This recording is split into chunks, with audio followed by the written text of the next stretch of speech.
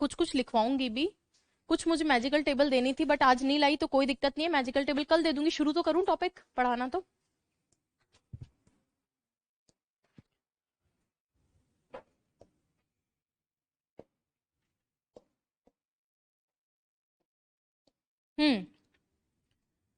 देखो टॉपिक कौन सा है, प्रेपोजिशन। यही एक टॉपिक है जो ग्रामर में सरदर्द है। क्या पूरी ग्रामर में अगर कोई टॉपिक आपको तकलीफ दे सकता है, या आप मुझसे पूछो कि मैम कोई एक टॉपिक बता दो कि जिसको हम छोड़कर चले जाएं, तो वो कौन सा टॉपिक होता है, प्रेपोजिशन। अब इस टॉपिक में दिक्कत क्या आती है, लगभग 80 के आसपास प्रेपोजिशंस जो है डिक्शनरी लिख कर देती है, वो भी पूरे नहीं लिखती बेचारी। कितने लिख कर देती है, कैम्ब्रिज डिक्शनरी में 80 प्रेपोजिशंस लिख रखे हैं। सबसे बड़ी बात भाई, मैं 80 के 80 पूरे बताऊंगी, पर बताऊंगी कैसे वो सुन लो। इसमें से 80 में से 15 ऐसे हैं जिनकी डिटेल्स आपको जानना बहुत जरूरी है, डिटेल्स। इसके बाद के जितने हैं उनकी हिंदी आपको जानना जरूरी है। मतलब बिफोर है तो बिफोर का मतलब आपको पहले पता होना चाहिए, अमिड है तो अमिड का मतलब बीच में आपको पता होना चाहिए। मेन कितने हैं, 15, जिनके बारे में 4 5 6 7 फैक्ट्स होते हैं। बाकी के बारे में आपको नाम भी पता है मेयरली तो ठीक है, कि भाई कोई भी बहुत सारे, जैसे एक प्रेपोजिशन होता है बीनीथ, बहुत कम यूज में आता है बीनीथ या अंडरनीथ।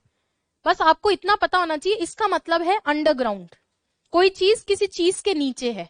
वो तो फिर आप जानते हो कि अंडर भी वही होता है, बिलो भी वही होता है, तो तीनों का डिफरेंस भी बताऊंगी साथ के साथ क्या डिफरेंस है। लेकिन जमीन के नीचे कोई चीज है और ढकी हुई है पूरी तरीके से, वहां पर हम यूज करते हैं बीनीथ और अंडरनीथ। ठीक है, तो ये चीजें हैं कि हमें प्रेपोजिशन कैसे पढ़ना है। अब प्रेपोजिशन ना 3 सेगमेंट्स में पढ़े जाते हैं। एक तो वो 15 प्रेपोजिशन जिनकी इंपॉर्टेंट बातें हैं, सेकंड वो प्रेपोजिशंस जिनकी हिंदी हमें सबकी जाननी है, और थर्ड होते हैं फिक्स्ड प्रेपोजिशन। थर्ड क्या होते हैं, फिक्स्ड प्रेपोजिशन, और इनकी कोई सीमा नहीं है।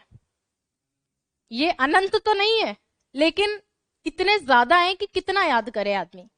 कुछ में आपको, इसमें 177 है, इसमें 177 है, बहुत कांट छांट करके, ठीक है। पर हम कोशिश करेंगे कि जो मोस्ट इंपॉर्टेंट फिक्स्ड प्रेपोजिशन है वो मैं आपको करवा दूं। उसके बाहर जाता है जाने दो, जाने दो। एक आध क्वेश्चन से तुम्हें कौन सा जो है बहुत ज्यादा, अब मैं उसके लिए तुम्हें एक ऐसी बुक बता दूं जिसमें 1000 फिक्स्ड प्रेपोजिशन है, वर्थ नहीं है वो 1000 पढ़ के और एक वो करना। इसीलिए बुक में मैंने ज्यादा दिए भी नहीं है, और फिक्स्ड प्रेपोजिशन कम पढ़ाए जाते हैं। उसका एकमात्र कारण यही है भाई, टीचर कितना भी पढ़ाए। मैंने खूब कोशिश की कि मैं सारा कंपाइल करके प्रीवियस ईयर और ये सब करके एक जिस्ट बना के दे दिया, तो देखा इस बार सीईटी में 2 अलग फिक्स्ड प्रेपोजिशन है। सीईटी जैसे एग्जाम में तो सोचो अलग अलग एग्जाम में कितना वो आएगा, इसलिए छोड़ दिया।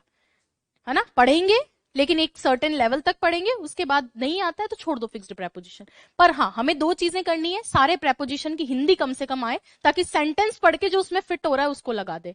आपको ऑप्शन देगा, उस तरीके से आप जो है डील कर लेंगे। ठीक है क्या, चलें अब स्टार्ट करें। सबसे पहले प्रेपोजिशन होता क्या है, प्री पोजिशन। प्री मतलब पहले वाली पोजीशन, और पहले किससे पहले, ऑब्जेक्ट से पहले। आपको याद होगा मैं हमेशा बोलती हूं, प्रेपोजिशन के बाद में क्या आता है, ऑब्जेक्ट। तो ये प्रेपोजिशन पहले है, पहले वाली पोजीशन पे है, और किससे पहले है, ऑब्जेक्ट से पहले। सबसे पहली चीज तो ये नियम ऐसा है जो आपकी मदद करेगा रिजेक्शन में। कई बार क्या होता है, सेंटेंस ऐसा दे रखा होता है, जैसे मान लो मैं एक एग्जाम्पल लिख देती हूं यहीं,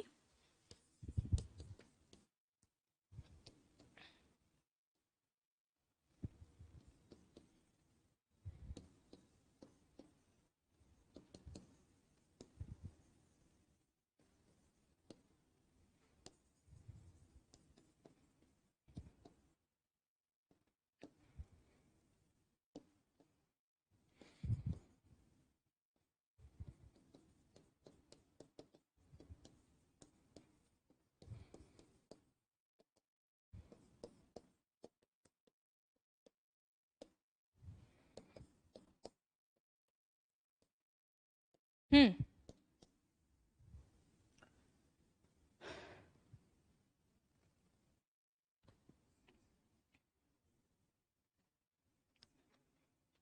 सी ऑप्शन, पक्का, पीछे नहीं, कौन सा, नहीं आइडिया है। ओके, आप लोग किसी को आइडिया नहीं है, बोलो सी ऑप्शन। सही लग रहा है आस्था? नहीं लग रहा? मत लगने दो, ज्यादा बेटर है। बस इसीलिए मैंने ये चीज आपको पढ़ाई। यहाँ क्या बोला? प्रेपोजिशन के बाद ऑब्जेक्ट आता है। अब मैं आपको बताऊं, सी जो है कंजंक्शन है।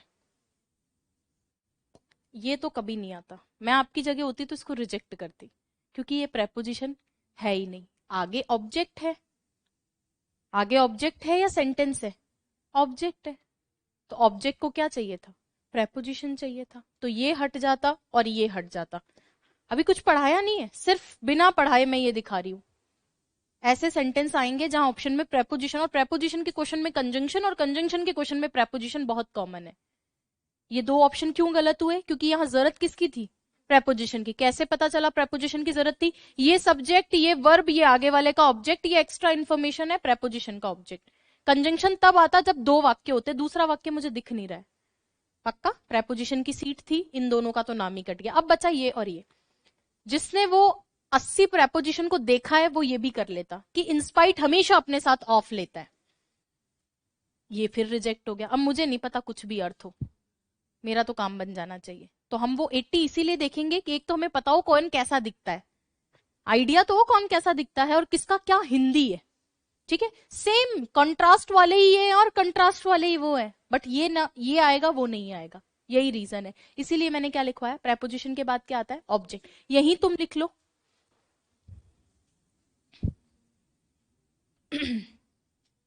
मिटवा दिए, लिख लिए होते इसको। कंजंक्शन के साथ में क्या आते हैं? सेंटेंसेस। जरूरी नहीं होता है कि दोनों सेंटेंस जो है एक पहले और एक बाद में ही आए। कई बार कंजंक्शन से सेंटेंस की शुरुआत होती है। पहला सेंटेंस यहां आ जाएगा, सेंटेंस 1, और दूसरा सेंटेंस यहां आ जाएगा, सेंटेंस 2।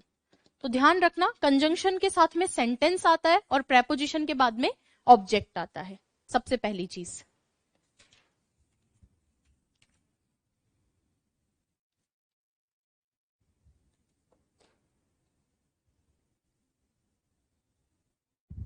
कंप्लीट वर्ब की क्लासेस नहीं आ रही है? कौन सा कोर्स आपने लिया है?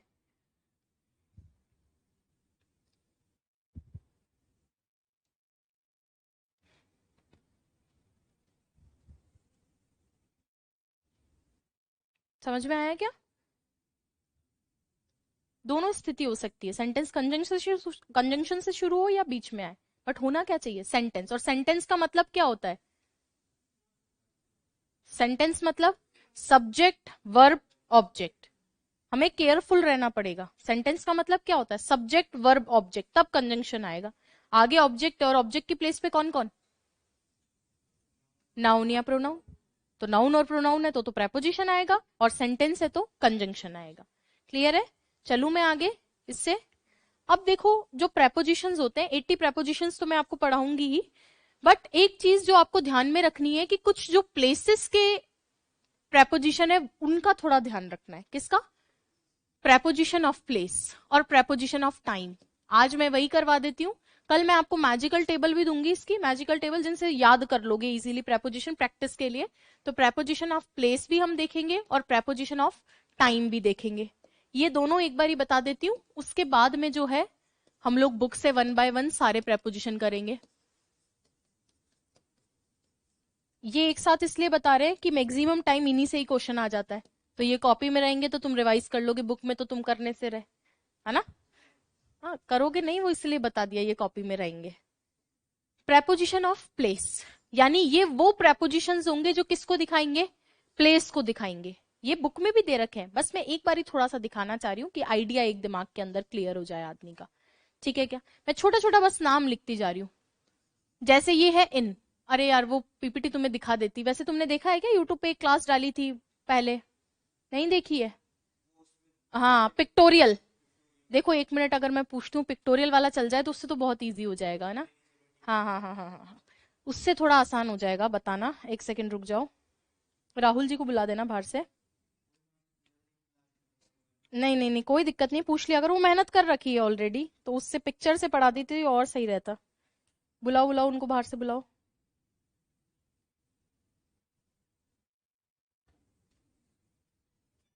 मिल भी गया है, तुम्हारी किस्मत ठीक थी। ये मैं एक ना PDF भेज रही हूँ, इसको आप व्हाट्सएप कर देती हूँ, क्योंकि मेरे पता नहीं मेल क्यों नहीं जा रहा है, स्टोरेज बता रहा है फुल। अरे बोर्ड पे चलानी है। चलो तब तक सुनो। कोई बात नहीं, नहीं देखी है तो यहाँ दिखा देती हूँ। वैसे उससे ज्यादा हम डेप्थ में पढ़ेंगे, बुक से पढ़ेंगे, बट हाँ उससे क्या है कि एक्चुअली पिक्चर से थोड़ा इजीली आदमी रिलेट कर लेता है ना। ज्यादा टाइम लगेगा या हो जाएगा 2 मिनट में? 2 मिनट, चलो ठीक है, तुमसे ही बात कर लेती हूँ। बोलो भाई तुम लोग, कुछ तुम्हारा राय दुआई। हाँ देखा था, कोई बात नहीं, 2 मिनट रुक जाओ। ऑनलाइन वाले स्टूडेंट्स भी इजी करके थोड़ा बता देते हैं। हम्म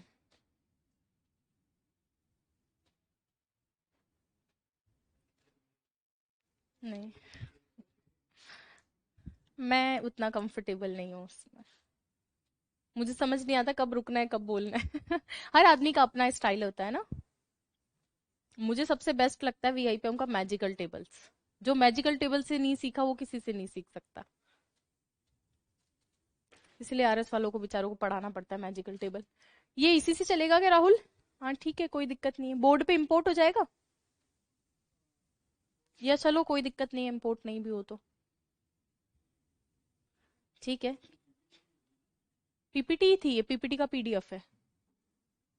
डाउनलोड्स में है, कहाँ है ये, फाइल का है? डाउनलोड्स में है बस, तो मैं खुद ही इंपोर्ट कर लेती हूँ।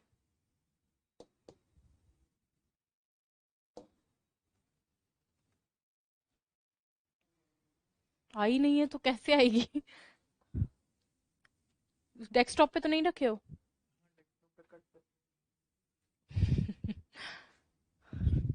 चलो ठीक है। सबसे पहले हम लोग कौन से पढ़ रहे हैं? Preposition of place. अभी इनको और डिटेल में पढ़ेंगे, बस आपको प्लेसेस दिखा रही हूँ, है ना। बुक से पढ़ेंगे मेनली, बुक में सारी चीजें लिखी हुई है इसीलिए कोट करके। प्लेसेस देखो एक बार, जैसे इन सुना होगा आपने। इन किसको दिखाता है? पोजीशन को। प्लेस को दिखाता है। इन वैसे टाइम में भी यूज होता है, ये सारी चीजें और कहीं भी यूज होंगी, लेकिन हम मेनली अभी किसके हिसाब से पढ़ रहे हैं?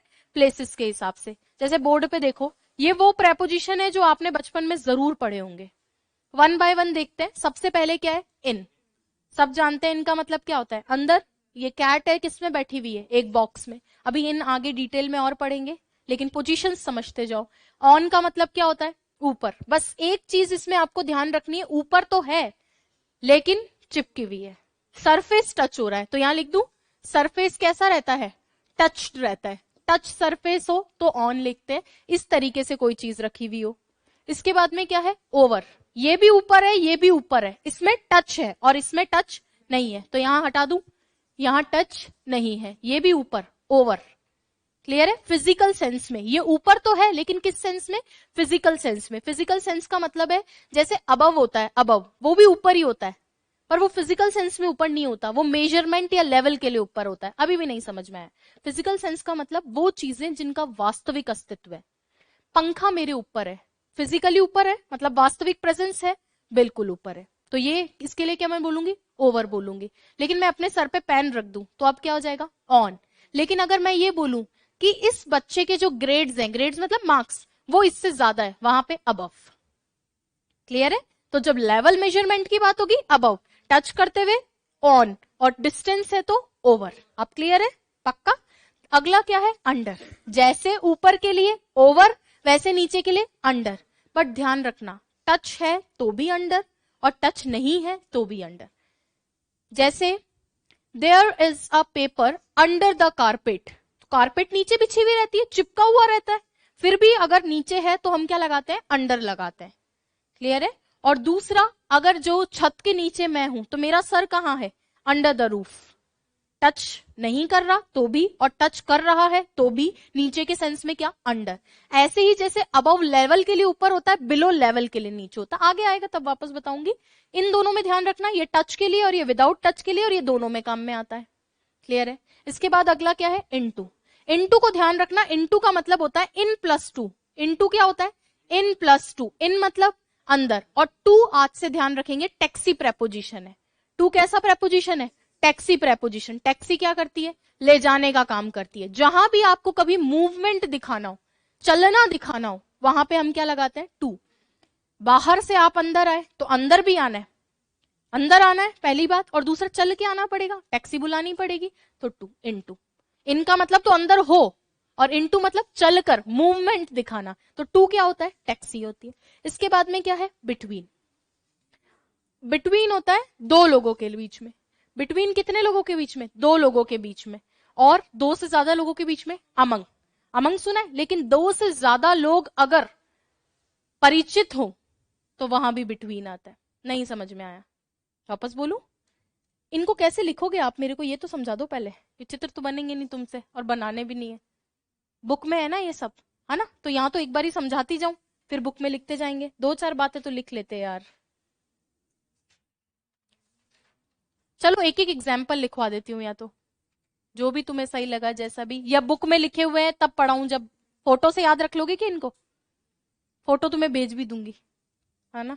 वॉलपेपर लगा लेना। आ जाओ इधर। एक एग्जाम्पल समझना, ये सारी चीजें आगे फिर से आएगी रिवीजन में बुक से, बस मैं तुम्हें पोजीशन समझा रही हूं एक बारी प्लेस के हिसाब से।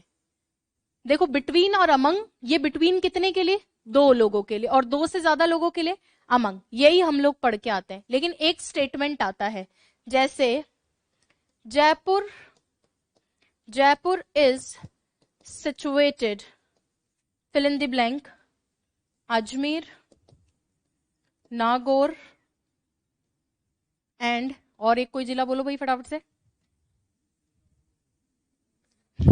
ताजा ताजा को हम इज्जत नहीं देते।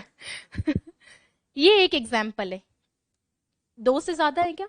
कितने? तीन है। लेकिन जब स्पेशली नाम अंकित कर दिया जाए ना, और दो से ज्यादा हो, तब भी यहां क्या लगता है? बिटवीन लगता है। कहने का मतलब, दो, जब चीजें जिनके बारे में पता नहीं हो तो दो के साथ बिटवीन, और जिन चीजें जिनके बारे में नहीं पता हो, दो से ज्यादा है, अमंग।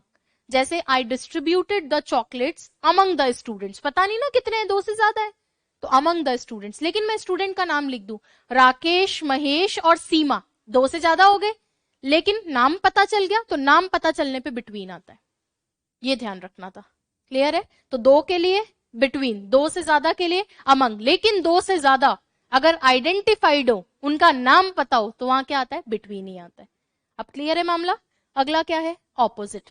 ऑपोजिट का तो जैसा नाम वैसा काम। ऑपोजिट वर्ड्स होते हैं वो क्या होते हैं? विलोम, विपरीत।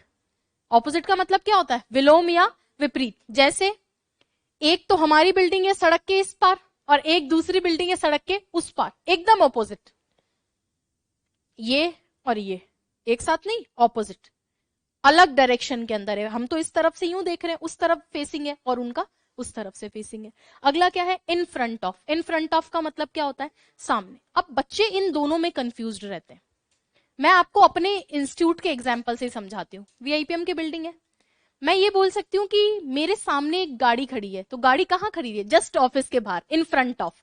लेकिन मेरे ऑपोजिट में आप जो देखोगे, एक लकड़ी का काय का फर्नीचर शॉप है, तो वो जो फर्नीचर शॉप है वीआईपीएम के रोड के दूसरी तरफ, वो तो हमारे कैसी है? ऑपोजिट। और आप सब जो गाड़ियां बाहर खड़ी करके आते हो, वो कहाँ होती है? In front of. डिफरेंस समझ में आया? ऑपोजिट का मतलब होता है विपरीत। ये गाड़ियां मेरे सामने है, विपरीत नहीं है। क्लियर है? विपरीत तब होती जब एक मोटरसाइकिल इधर मुंह करके खड़ी है और दूसरी मोटरसाइकिल इधर मुंह करके खड़ी है। अब शायद समझ में आ जाए। क्लियर है? ये सिचुएशन है। ये in front of, in front of. Clear है? सामने का जब भी भाव रखना हो, कई बार तो ऐसा होता है कि ऑपोजिट और इन फ्रंट ऑफ एक जैसा साउंड करता है, कि लोकेशन ऐसी है, प्रेजेंस ऐसा है कि दोनों एक ही चीज है। बट हमें सेंटेंस का कॉन्टेक्स्ट पकड़ना होगा कि ऑपोजिट दिखाना है, विपरीत दिखाना है, तो opposite preposition, otherwise in front of. Clear है? ऑपोजिट एडजेक्टिव भी होता है और प्रेपोजिशन भी होता है। अब आ जाओ आगे। अगला क्या है? इन, बता दिया है। बिहाइंड का मतलब क्या होता है? पीछे। बिहाइंड का मतलब क्या होता है? पीछे। इन फ्रंट ऑफ, सामने। इन फ्रंट ऑफ, सामने। अंडर, नीचे। टच करते हुए या बिना टच करते हुए? दोनों। कैसे? दोनों। अगला क्या है? बिसाइड। बिसाइड मतलब पास में या बगल में। बिसाइड का मतलब क्या होता है? बगल में। बहुत इंपॉर्टेंट है, 2023 में, 2021 में, दोनों में आरएएस में आया था बिसाइड। बहुत इंपॉर्टेंट है। ये इसलिए इंपॉर्टेंट है क्योंकि बिसाइड और बिसाइड्स दो प्रेपोजिशन होते हैं। कौन कौन सा? बिसाइड और बिसाइड्स, तो वो क्या करता है, ऑप्शन में दोनों देता है। बिसाइड का मतलब होता है बगल में या पास में, और बिसाइड्स का मतलब क्या होता है, के अतिरिक्त। बिसाइड्स का मतलब होता है के अतिरिक्त, ये तो है ही, इन एडिशन टू, इसके साथ साथ। जैसे Aastha besides Mohan went to the party, इसका मतलब आस्था के साथ में मोहन भी। लेकिन अगर मैं बोलूं my sister is sitting beside me, इसका मतलब मेरी बहन मेरे बगल में बैठी है। तो आपको समझना है कि एक्स्ट्रा वाली बात बतानी है या फिर बगल वाली बात बतानी है। अगला है ऑन, बता चुकी हूं। ऑन में टच या विदाउट टच, सरफेस टच करेगा, और ओवर में नहीं करेगा। अंडर में कर भी सकता है, नहीं भी कर सकता है। अबव का मतलब ऊपर, लेवल या मेजरमेंट में, और उसका ऑपोजिट क्या होता है, बिलो, नीचे। किसमें, लेवल में या मेजरमेंट में। इसके बाद में है अलोंग, अक्रॉस, अराउंड और थ्रू। इनसे एक क्वेश्चन पक्का आएगा। किनसे, इन चारों से। जहां आपको लगे ना कि कुछ लिखवाने की जरूरत है, एक बारी पिक्चर से समझा दूं, सारे लिखवा भी दूंगी, कोई मुझे दिक्कत नहीं है, ध्यान रखना। इसलिए नहीं लिखवा रही कि बुक में लिखा हुआ है थोड़ा। अलोंग, अलोंग का मतलब क्या होता है, साथ साथ। पैरेलल समझते हो, समानांतर समझते हो। समानांतर क्या होता है, इस तरीके से। पेन का कलर पहले तो ये होता है अलोंग। जैसे जो हम कहीं घूमने जाते हैं तो जो पेड़ होते हैं वो रोड के क्या होते हैं, समानांतर होते हैं, पैरेलल होते हैं। मतलब जैसे जैसे रोड चल रही है वैसे वैसे ही क्या चल रहा है, पेड़ चल रहे हैं। तो ये क्या होता है, अलोंग, साथ साथ के अंदर। क्लियर है। अब देखो उसी दिशा में साथ साथ एक होता है अक्रॉस। अक्रॉस का मतलब होता है क्रॉस करना। अक्रॉस में क्या होता है, क्रॉस होता है भाई। अक्रॉस होता है एक पार से दूसरी पार, उसमें हम क्या करते हैं, क्रॉस करते हैं। क्रॉस का मतलब क्या होता है, पार करना। जैसे मैं हूं इधर और मेरा दोस्त है इधर, और बीच में नदी बह रही है। अब मैं कहां जा रही हूँ, पुल पे से जा रही हूँ। तो पुल पे से जाने के लिए मुझे क्या करना पड़ेगा, अक्रॉस द पुल। क्या करना पड़ेगा, across the pul. Along with pul नहीं, पुल के साथ साथ ही उसको पार करना है, पार करना है। जब भी क्रॉस करना हो या पार करना हो, रोड पार करनी हो तो अक्रॉस, एक से दूसरे तरफ। बॉर्डर पार करना है, अक्रॉस। और साथ साथ चलना है। कि जो ये पेट्रोलिंग वाले होते हैं, पेट्रोलिंग वाले के मतलब जो आर्मी वाले आदमी होते हैं, आर्मी वाले जो बॉर्डर होता है उसके साथ साथ अलोंग चलते हैं या उसको पार करते हैं, अलोंग चलते हैं। दूसरे देश में थोड़ी जाएंगे, दूसरे देश में जाएंगे नुकसान हो जाएगा, है ना, लड़ाई वड़ाई छिड़ जाएगी, तो उसके अलोंग। लेकिन जो घुसपैठी होते हैं वो क्या करते हैं, वो क्रॉस। समझ पा रहे हो, वो तो सेंटेंसेस में ज्यादा अच्छे से समझेंगे, लेकिन सिर्फ पोजीशन समझो चीजों की। अगला है अराउंड। अराउंड का मतलब होता है चारों तरफ, आसपास में। राउंड से समझो। अच्छा, अराउंड और राउंड दोनों का सेम ही मीनिंग है। आप अधिकतर देखोगे राउंड लिखा हुआ रहता है, इसलिए क्योंकि ब्रिटिश इंग्लिश में अराउंड को क्या बोलते हैं, राउंड, और अमेरिकन इंग्लिश में अराउंड। आप मोस्ट प्रोबेबली अराउंड देखते हो, लेकिन ब्रिटिश इंग्लिश का वर्ड क्या है, राउंड। राउंड मतलब भी चारों तरफ और अराउंड मतलब भी चारों तरफ।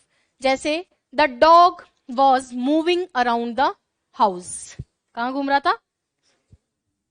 अगला है थ्रू। थ्रू का मतलब होता है से गुजरकर या से होकर। थ्रू का मतलब हमेशा ध्यान रखना क्या, से गुजरकर या से होकर। इससे क्वेश्चन जरूर आते हैं इस स्लाइड से गुजरकर या से होकर। जैसे इसमें से होकर जा रही है ना। अच्छा ध्यान रखना, थ्रू मीडियम के लिए आती है। अक्सर बच्चे अक्रॉस और थ्रू में कंफ्यूज्ड होते हैं कि यार इसमें भी पार कर रहे हैं, इसमें भी पार कर रहे हैं। डिफरेंस देखना, यहां से भी गाड़ी जा रही है और यहां से भी गाड़ी जा रही है। इसमें से भी पार हो रहा है और इसमें से भी पार हो रहा है। आपको बहुत अच्छे से सेंटेंस को पढ़ना है कि एक पार से दूसरे पार जाना है तो आप अक्रॉस लगाएंगे। अक्रॉस में क्रॉस है और क्रॉस का मतलब ही पार करना है, तो मैम इसमें भी तो पार कर रहे हैं। जब भी किसी चीज से होकर गुजरते हैं, माध्यम बनने का काम होता है, तो वहां क्या लगाते हैं, थ्रू। थ्रू का क्वेश्चन बहुत आता है, और एक बहुत फेमस क्वेश्चन है जो थ्रू का आता ही है एग्जाम में, कि जो है थीफ जो है, चोर, वो खिड़की से गुजरे, थ्रू द विंडो। बहुत कॉमन क्वेश्चन है, हर एग्जाम में रिपीट कर देते हैं ये लोग उसको। तो आपको सिर्फ सेंस समझना है, यानी जो भी वर्ड लिखा हुआ रहता है ना, जो भी प्रेपोजिशन, उसकी हिंदी तुम्हें आनी चाहिए कि ये कहना क्या चाह रहा है, इसका भाव क्या है। इससे ज्यादा अपन प्रेपोजिशन में दिमाग लगाएंगे तो बहुत ज्यादा प्रॉब्लम होगी, ठीक है। बट अपन बुक से एक बार ही और इसको कवर करेंगे। अबव का मतलब ऊपर, लेकिन ये किस में, लेवल या फिर मेजरमेंट में, लेवल या फिर मेजरमेंट में, ध्यान रखेंगे। बिहाइंड का मतलब पीछे आ चुका है। अगला है इनसाइड। इनसाइड का मतलब अंदर की तरफ। ध्यान रखना, साइड किसको दिखाता है, दिशा को। तो जब डायरेक्शन के सेंस के अंदर अंदर हो तो उसको इनसाइड बोलते हैं। किसके सेंस में, डायरेक्शन के सेंस में। ऐसे ही इनसाइड के जैसा ही क्या होता है, आउटसाइड। बाहर की तरफ, बिलो नीचे, लेवल या मेजरमेंट में। अगला है बिटवीन, दो लोगों के बीच में, दो से ज्यादा के बीच में, अमंग, और दो से ज्यादा लोग अगर आइडेंटिफाइड हैं तो बिटवीन ही आएगा, ध्यान रखोगे। अगला है इन, अंदर, जानते ही हो। अमंग, दो से ज्यादा लोगों के बीच में। अराउंड, चारों तरफ। ऑन, टच करते हुए। असाइड, साइड में, साइड में। असाइड मतलब साइड में। देखो, इनसाइड, आउटसाइड, असाइड, इनका मतलब होता है डायरेक्शन को दिखाना। कौन से में? तो इधर। अब कुछ प्रेपोजिशन ऐसे होते हैं जिनके सिमिलर ही अर्थ हैं, जैसे बगल में, बिसाइड में, ये तो बोला बगल में, बिसाइड। तो कुछ प्रेपोजिशन के मीनिंग क्या होते हैं? सिमिलर ही होते हैं। तो वो आपको एक से ज्यादा ऑप्शन नहीं देगा जहां पे सही जाएंगे, और एक से ज्यादा ऑप्शन दे भी देता है तो वो तो इनकी तो जानते ही हो, देते हैं ऐसे तो कंफ्यूजिंग ऑप्शंस, बट वो पूरी कोशिश करेगा। प्रेपोजिशन में ऐसा बहुत कम होता है, या तो प्रेपोजिशन जो है फिक्स्ड प्रेपोजिशन आता है, मोस्ट ऑफ द टाइम क्या आता है? फिक्स्ड प्रेपोजिशन, या कोई प्रीवियस ईयर का क्वेश्चन उठा के चेप देते हैं, कॉपी पेस्ट। अगला है इन फ्रंट ऑफ, सामने, अंडर, नीचे, टच या विदाउट टच, दोनों। क्लियर है? तो मोटे मोटे तौर पे आई गेस प्लेस के आपको समझ में आ गए, क्योंकि पहले से हम लोग ये बचपन से पढ़ते हुए आते हैं। फिर भी कोई ऐसा जिसमें आपको लगता हो कि नहीं, मैं इसको वापस से एक बार ही बताऊं? इसके अलावा तो अब कुछ नहीं है। कुछ क्वेश्चंस हैं उनकी तुम्हें जरूरत नहीं है। अब ये अलग अलग अलग अलग ये सब बुक के हैं, ये सब बुक के हैं, तुम्हें दिखाने की जरूरत नहीं है। देखो, इन टू देख लो, बाहर से गया इन, और टू अंदर की तरफ जाने के लिए। ये बुक के लिए अलग सारी स्लाइड्स बना रखी है, यानी बुक में जितने भी दे रखे हैं। अब मैं सीधा आपको पढ़ाऊंगी टाइम वाले।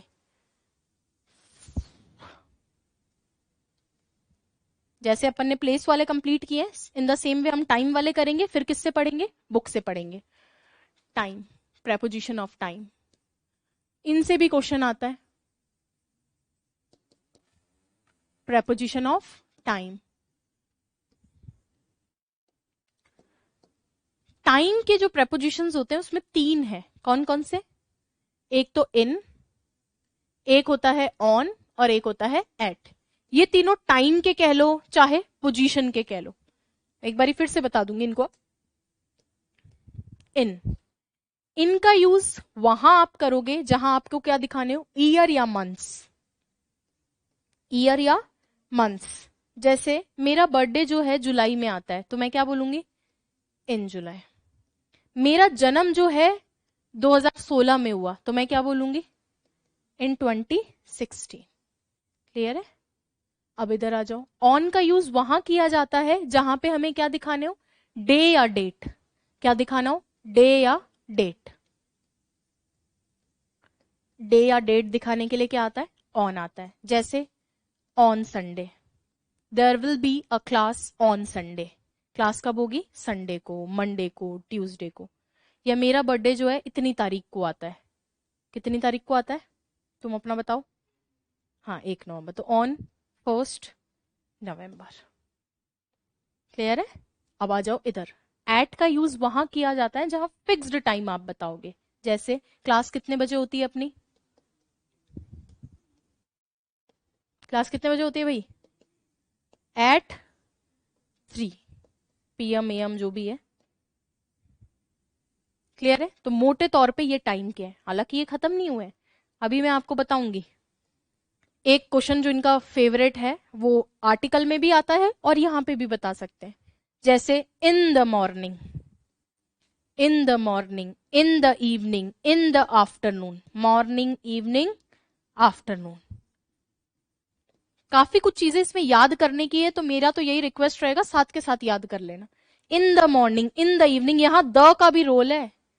इन मॉर्निंग नहीं, in the morning, in the evening. जब आर्टिकल पढ़ाते हैं तो रटवाते हैं इसको, आर्टिकल तो रटवाने की है, किसके साथ क्या आएगा? In the morning, in the evening, in the afternoon.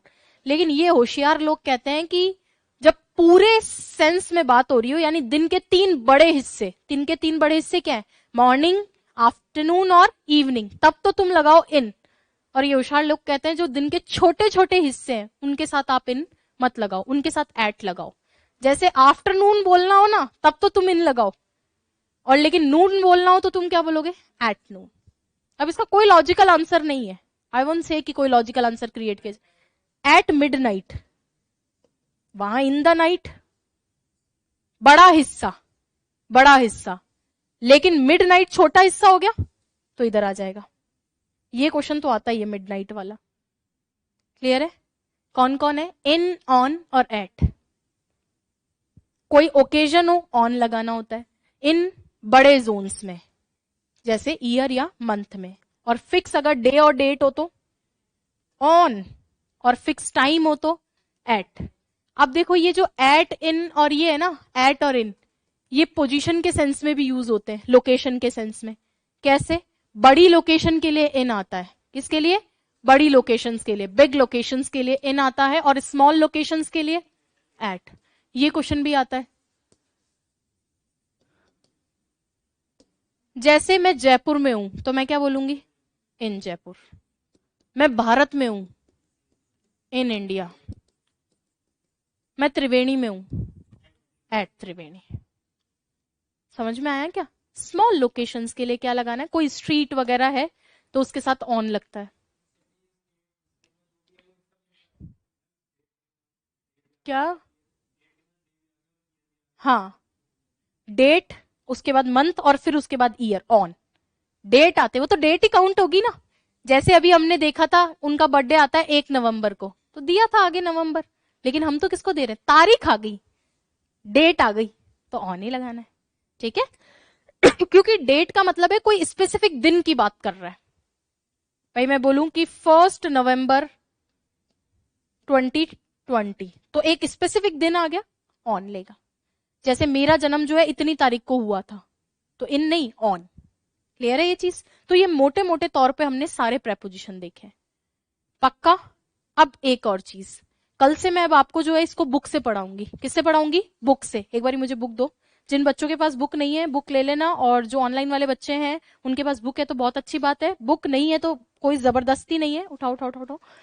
Book नहीं है तो कोई जबरदस्ती नहीं है। एक चीज बस कर लेना, मैं पीडीएफ डलवा दूंगी आज, उसका प्रिंट ले लेंगे। भाई बुक नहीं लेनी तो फिर तुम भी प्रिंट लेना, है ना? अब देखो आगे लिख रखा है फिक्स्ड प्रेपोजिशन। दिख रहे हैं क्या आपको? 135 पेज नंबर पे, अलग अलग पेज नंबर भी हो सकते हैं। प्रेपोजिशंस के बाद में फिक्स्ड प्रेपोजिशन, इनका क्या करना है? इनको डेली थोड़ा थोड़ा याद करना है। अब इसमें मैं क्या करूंगी? ये तो फिक्स्ड है। उसने कह दिया एग्री के साथ विद लगेगा पर्सन के लिए, जैसे I you agree with me gentleman? क्या आप मुझसे सहमत हैं? तो एग्री के साथ विद लगना है तो विद ही लगना है। प्रपोजल के लिए हो चाहे पर्सन के लिए हो, तो हर कॉन्टेक्स्ट के लिए अलग अलग फिक्स्ड प्रेपोजिशन होते हैं। ऐसे ही मान लीजिए एग्री टू है। एग्री टू का मतलब क्या है? किसी ने कोई ऑफर रखा और उसको मैंने मान लिया। जो भी चीज है वो फिक्स्ड है इसके अंदर। ऐसी जैसे गुड के साथ में क्या आता है? स्किल हो तो एट आता है, कोई और चीज हो तो गुड इन भी ले लेता है, रिलेशन की बात हो तो विद भी ले लेता है, गुड फॉर भी ले सकता है, जैसे it is good for you, तुम्हारे लिए अच्छा है ना? तो कुछ चीजें क्या होती है? फिक्स्ड होती है। ये उन्होंने फिक्स करके दी है। अब इसमें से आपको कितनी याद करनी चाहिए तो मैं आज ही बता देती हूँ। ये अपनी श्रद्धा से याद करनी है, मैं करवाऊंगी, बट मैं जानती हूँ हर आदमी की श्रद्धा अलग अलग होती है। डेली अपन 10-15 देखा करेंगे, तुम्हें याद रह जाए बहुत अच्छी बात है, नहीं रहे तो परेशान मत होना। बट मैं ये बता दूं, हर एग्जाम में 1 या 2 क्वेश्चन इससे आते ही हैं। प्रेपोजिशन से लगभग 2 या 3 क्वेश्चन आते हैं, उसमें से 1 या 2 किससे आते हैं? फिक्स्ड प्रेपोजिशन से। इसीलिए ये टॉपिक कॉम्प्लेक्स पड़ता है, क्योंकि जहां भी रटने की बारी आती है तुम क्विट कर देते हो। मैं अगर ये बोल दूं ना कि फिक्स्ड प्रेपोजिशन तुम्हें खुद याद करने हैं, तो शायद ही कोई विरला होगा जो इनको याद करेगा। इसीलिए मैं तुम्हारे भरोसे नहीं छोड़ूंगी, कुछ मैं याद करवा के तुम्हें एक्साइटेड रखूंगी कि प्रेपोजिशन अपने को पूरा पढ़ना है। क्लियर है क्या? अब देखो मोटे मोटे तौर पे इसमें से आज वाले में से कुछ लिखवाना है तो मेरे को बता दो। बुक से ही पढ़ोगे कल तो फिर पैसेज पढ़ा दूं अभी, है ना? चलो ठीक है, निकालो। इसके आगे कल करेंगे प्रेपोजिशन कंटिन्यू। बुक ले आना और प्रिंट निकलवा लेना।